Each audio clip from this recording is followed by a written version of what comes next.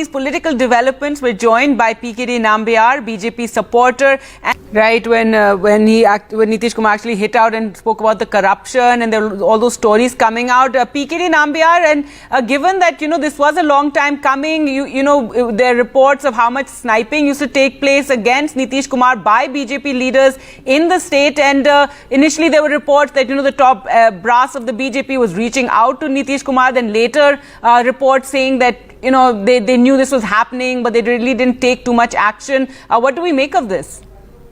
Well, Gargi, now the government has gone. I mean, that the alliance of BJP and JDU is over. So there is no point of talking about the past, what happened and how did it happen and all of that. The reason being, Nitish Kumar by now... No, I mean to say that they knew this was going to happen and they were, didn't make too much of an effort. So one wonders what the BJP has up its sleeve. No, I'm saying that, see, now this has proved very clearly, Nitish Kumar is the most selfish politician India had ever seen, that he can have an alliance with anyone and everyone. And if you really look at, and if in the entire social media, all his earlier remarks about the RJD, how he had, even within the assembly, he had said that he will never ever get back. It was the biggest mistake he has done. And he apologized to the Biharis, saying that having an alliance with the RJD and the Lalu was the biggest ever mistake he has done.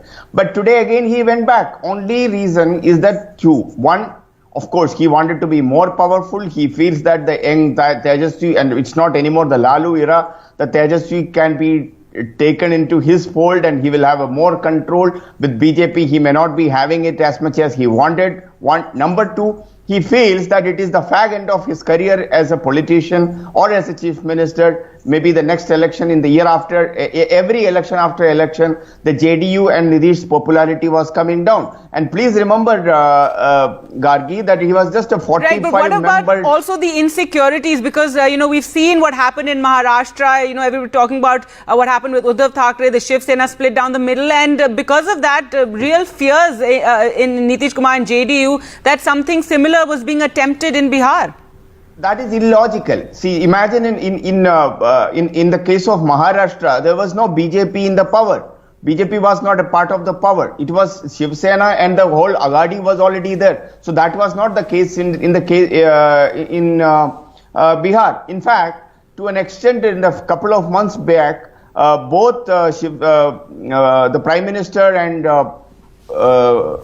the Chief Minister, they both have articulated and praised each other too much. And not only that, even in the Amit Shah in a program in Bihar has clearly said in 2024 too, we will be fighting the elections with the leadership of Nitish Kumar. So there is no question, there was no question that there is something like this is happening. But yes, I think he wanted to have this way around. And maybe he has got a national aspiration to become another contender for the Prime Minister candidate, to become a Prime Minister candidate of... At 2 p.m. Thank you so much both for joining us on the program.